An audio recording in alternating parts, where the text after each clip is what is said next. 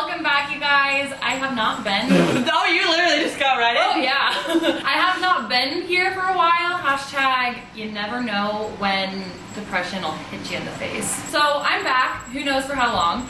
And I have Emily here.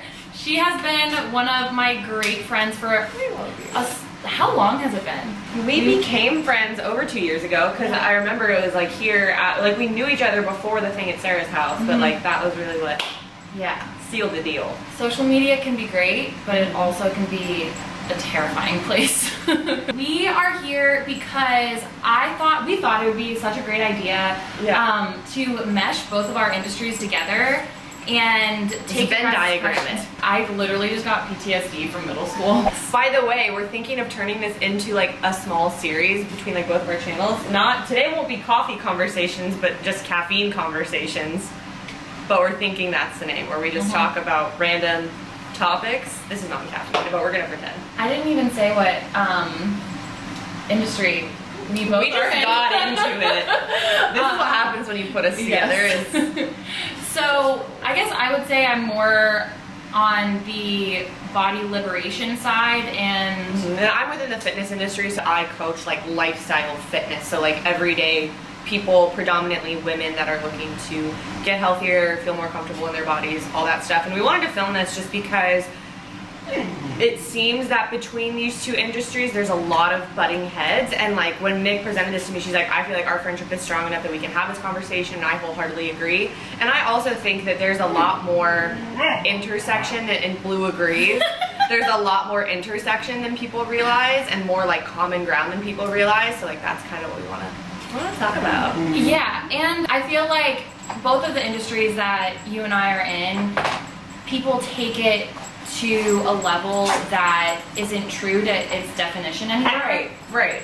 Do you want to say hi? He really wants to talk about this too. Yes. And I feel like it's important to talk about. So one of the first questions that came to mind was, what does health mean to both you and I? Do you want to start? Sure. So health to me, for like me as a person, when I'm looking to feel healthier, or like what I try and instill in my clients, I think it encapsulates a lot of things. So it encapsulates just the nutrients that you're giving your body. Obviously, like that plays a role. It encapsulates your mental health. I think that's something that a lot of fitness professionals kind of forget about and they don't focus on. Being able to move and do just daily tasks without pain, without like a lot of struggle, things like that. It's a feeling. It's how you feel within your day-to-day life. I think it's you as a whole, and if we really want to take it all the way there, like it's your social health, so like it's your relationships, it's everything. And like we literally, because I went to school for exercise science, like we literally learned that in like health behavior theory. Like it's physical, mental, emotional, spiritual, environmental, social, financial, like all of these different there's the pillars things. Right, the literally, 5 pillars. There's like, I think we learned about like 7 or something, like, but there's just a lot. There's so many that a lot of us forget about, even on a daily basis, right? Because you guys have been subscribed for a pretty long time for me, and you guys know a little bit about my journey. But like,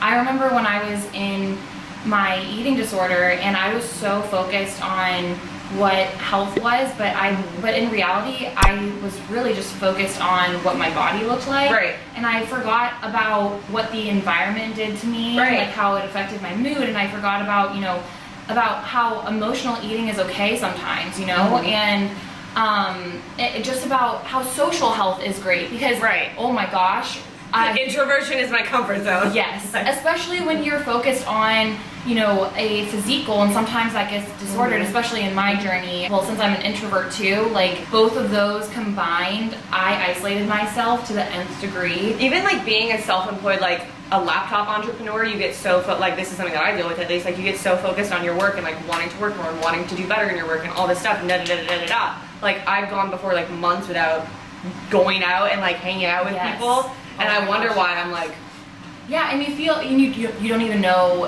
what is happening. And then you have a weekend like last weekend, and I felt like so good after that, and I was like, this is so fun. Like you feel refreshed and recharged.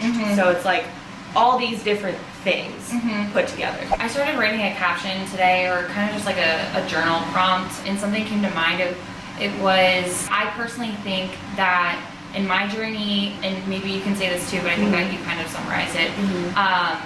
I feel as though weight gain is almost necessary in order to really understand what it feels like to live health without the physical lens. Mm-hmm. You know what I mean? Yeah, just the purely facility-based, like external, like I learned a lot about myself and like what does caring for my health look like when your physical body is not either doing what you want it to do, or whether it's not changing, or like I would consider what I dealt with like a chronic illness of sorts, like what caring for your health looks like when you're dealing with like a chronic illness. It's very different. Learning what health feels like when it's not just about health under the lens of how small can I get. I also feel like health doesn't, to be completely healthy, 100% of what health is doesn't have to be 100% all the time. So like the 5 pillars or 7 pillars, whatever, like your social health could be out the window, but in order to be healthy and to embody what health is to your own body, it's finding a coping mechanism that allows you to find a social health, what am I trying to say? It's like it's a spectrum. Yeah, like everything is always on a sliding scale.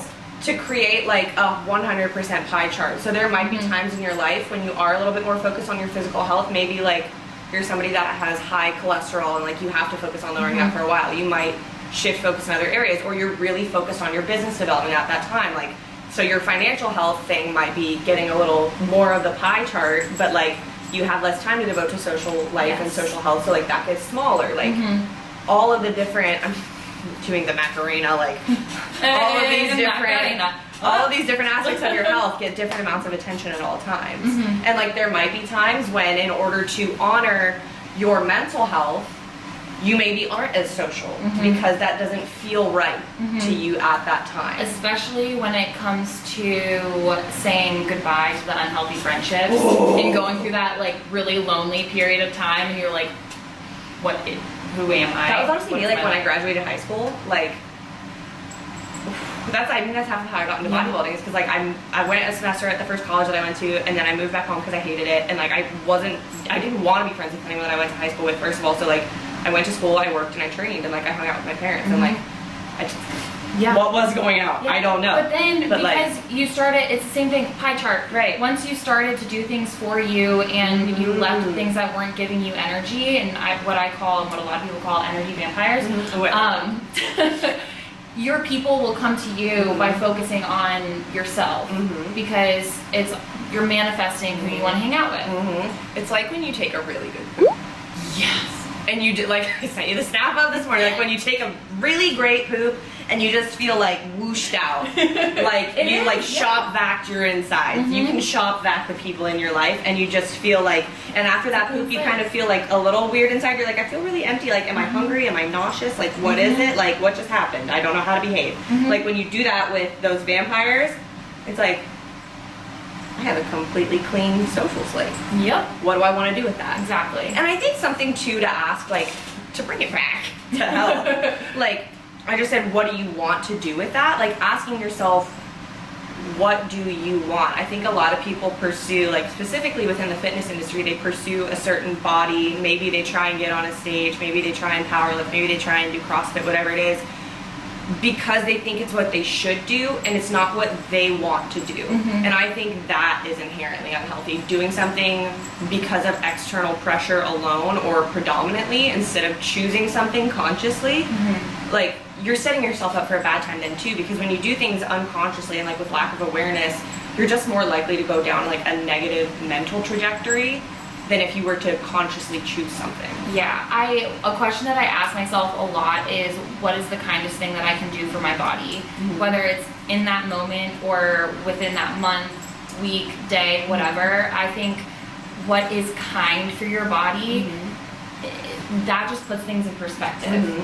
It's different than like, what do you want? You could want so many different things, but when you put kind in there, you like rethink everything. And I think it's also really important, I was thinking about this, like when I was thinking about this conversation as a whole, to like acknowledge personality types. Like, so like I am the kind of person that like I do well with bodybuilding because I do really well with structure. Like I feel much more mentally healthy when I have structure to my life in some fashion. It doesn't just have to be diet, but like when I have like my Google Calendar, when I have this, when I have that, like I do very well with like regimentation, whereas some people, they need more fluidity in order to like honor themselves, like, and what they need for their life as a whole. And like I said, that's not just like diet or exercise or whatever, it's just like how you function well as a person. And like that's not to say that you can never do something outside of your comfort zone. Like, it's hard for me to just like chill out and take a vacation, hence why I haven't done it in like years. But like when I do it, I'm like, years for me.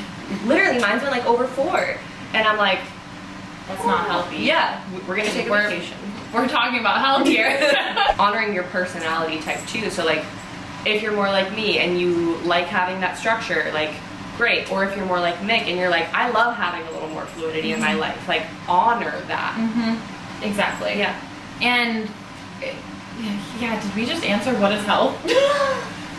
Health is, but it's, I think that's so important though too, because it's such a personal and multifaceted question. That's why I struggle a lot with like my own industry, because I think a lot of people within my industry try and make health just about a nutrition and training thing, where it's so much more, and it's so much more, and then that so much more is so different for every single person. So it's like, yeah, it's, you can't generalize like at all. No, you can't. So, next question. Are we both conscious about what we put into our bodies? Yes, and I am wholeheartedly answering that so confidently, because that is my health. And even if that means me consciously eating ice cream for breakfast, like sometimes that is, it'd be like that sometimes. But that doesn't happen all the time, because I know that that's not how my body functions, right? And I don't feel good that way. But if I'm hungover and ice cream is the only thing in there, that's okay for me to eat.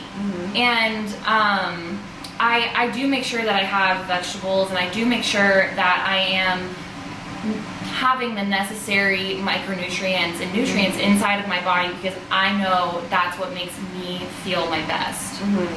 Absolutely, and I can echo a lot of that. I would say that I have similar consciousness, but like especially as an athlete, my consciousness centers a lot around performance and what makes me feel the best in training, what helps me recover the most, all those things, but also focusing on things that fit that category that I also enjoy. Like, you're not gonna catch me being one of those fitness people that eats fish and broccoli because that's healthy. Like, am I allowed to swear? Like, yes. Fuck that down.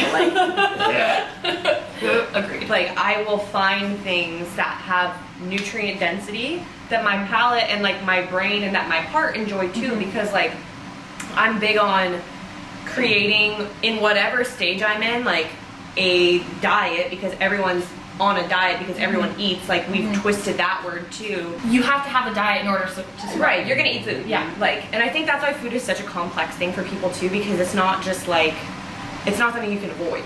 Yeah, I compare it to alcoholism, and I have loved ones that have experienced alcoholism, and it is so similar to an eating disorder. But one of the differences is the fact that they can avoid alcohol and they can quit it. You can't quit food. Right, because you have like, to. You have to eat food. Yeah, so learning to eat in a way that, like, if we're looking at the lens of any kind of athlete, like, fuels your performance, is stuff that you enjoy, gives you good nutrient density, and are foods that you generally would be cool with eating for the rest of your life. Like, I love the foods that I eat. Like, I will eat them forever. Like, it just is a change in quantity versus, like, the people that have, I don't think it's inherently healthy, or like another word that I prefer to like health is wellness, because I think it like says more, like people that have no consciousness of like, hey, am I getting enough nutrients? Hey, like that's a big thing too, where like a lot of people, they come to me that have just been eating ad libitum, like just free willingly, whatever, like particularly the females, they don't eat enough, like just purely in terms of numbers. So like, and they've never felt what it feels like to feel physiological fullness. Yeah. Like, I think that's really important, but also like, I don't adhere to strict food rules in the sense that like, oh, I don't eat dairy, or I don't eat grains, or I don't eat this, or I don't eat that. Like, I eat a varied diet because that's healthy for me. You know, when I went to my eating disorder dietitian, we went through a period of time where I personally did not feel comfortable eating vegetables, and that sounds so weird. I don't know, does that sound weird for you? It does sound weird because I love vegetables. Yeah. Like, I genuinely love them. And like from like the technical like nutrient perspective, like, oh, you should be eating those things. So like I would like to hear so more about that. There was a point where I legitimately could only stomach eating if it didn't have vegetables in it, because I abused eating vegetables so much. And there was a point in time where my body was affected by it, but I had to do that in order to gain my palate to eat healthy again. And not another word that is completely taken out of context. Right. But to eat nutrient dense that make me feel good. Food, yeah. With any kind of caloric deprivation, there's going to be brain effects because your brain is what regulates everything. So part of the actual feeling of hunger, it's not just like tummy grumbles, it's your brain literally telling your body that you need to eat. Like leptin and ghrelin regulation, like all of these different things that are happening. She's very smart. I do it again. But like everything is regulated by your brains, and like even the receptors in your stomach that are like stretching like when you're full and when you're not, like so much of that is brain regulated. And whether you go through a period of, whether it's a mild self-chosen diet, whether it's an extreme competition diet, whether it's deprivation through something like an eating disorder or a chronic illness where you can't eat, like there's gonna be things that are messed up. And so there has to be some kind of post period to that, whatever that looks like for you as the individual. And I think something that's really important to focus on too is that best practice after whatever that scenario is going to be different for every individual.